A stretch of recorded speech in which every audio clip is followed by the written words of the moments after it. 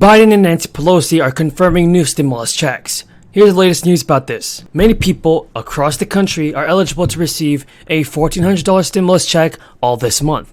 States have now proposed new pieces of bills that will provide Americans with monthly relief checks. And one of the most important things to note about stimulus checks in the beginning of this year is that individual states across the country have taken initiative to their own hands. So a lot of progress and development is going on in Congress about the fourth stimulus checks, and there's much news to cover. So, according to my research, one of the most important things to know about stimulus checks is that individual states across the country have taken the initiative to do their own thing with their own state stimulus checks, as Michigan is preparing to do, for example, by sending out insurance refund checks with a few $100s to eligible motorists.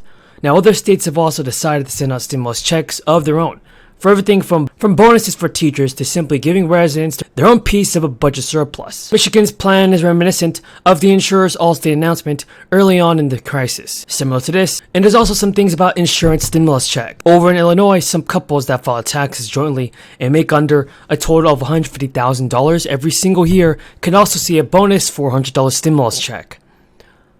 Even though it's not a $2,000 stimulus check that we all want to see, many states are giving out their own state stimulus checks of a pretty decent sized amount. And Illinois Republicans have proposed legislation that can now give qualifying residents a small boost.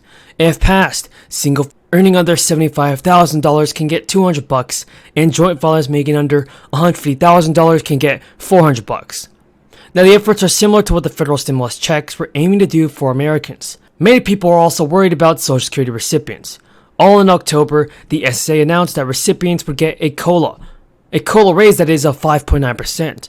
That means the average recipient will get an estimated $1,700, about $1,700 that is. So yes, everybody, the increase to the Social Security benefits is happening, and all we gotta see from President Biden is an increase to the fourth stimulus checks and more stimulus bills being approved. The danger here, though, is that the Social Security was designed to supplement income for retirees. Weeks later, the Labor Department also said the inflation rate, also known as the cost of living index, jumped around 6.8%, the fastest inflation since 1982. Food, housing, and all the basics are increasing. And according to the SSA, the Social Security Administration that is, Social Security is now paying out more than it's taking in. The program is scheduled to use up its vaunted reserve fund by 2033, and after that, the Social Security trustees say that they'll only be able to pay recipients about 76 cents on the dollar. Absent action to shore up Social Security will cause the program to make a 24% cut, all in 2034. The most basic explanation is that baby boomers are retiring in droves, and there aren't enough younger people coming into the tax system. Now, like I said, everybody, many people and more are also applying for Social Security benefits, but not enough workers are paying Social Security taxes, and that's the main problem that we're seeing here. Social Security is not, or at least shouldn't be, a partisan issue in Congress. We all agree on that. Congress may be divided, everybody, but older constituents are not. A national survey actually found that survey participants, equally divided among those who identify as Democrats, Republicans, and Independents, agreed that Social Security must be improved, must be shored up, and more increase must come to the Social Security benefits. But we all know that lawmakers could actually lift a cap on income that is subject to payroll taxes. The cap for 2022 will be around $147,000. Lawmakers could also raise the minimum eligibility age for Social Security, currently at age 62, or the eligibility age for full benefits. Now, it all depends on where you were born.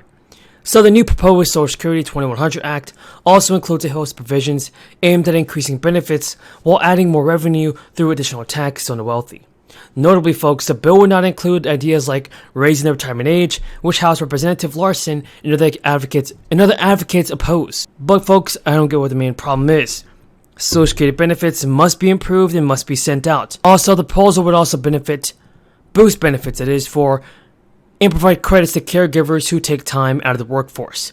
It would also raise the benefit age for students up through age 25, and then the 5-month waiting period for disability benefits. So all in all, we can see that a fourth stimulus check of $1,400, or at least $2,000, should definitely be sent out and approved. If you guys agree, then tell me in the comments down below.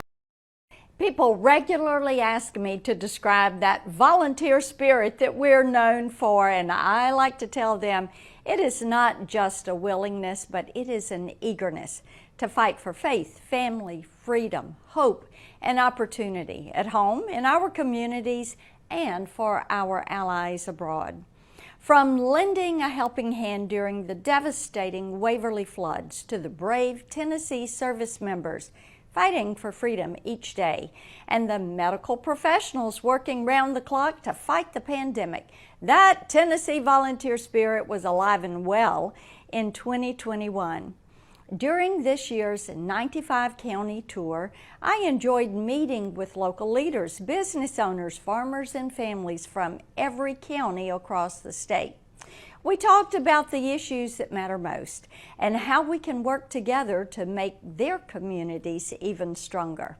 In Tennessee, low taxes, no state income tax, which I led the fight to stop that, and a fiscally responsible foundation incentivize companies to do business in our state.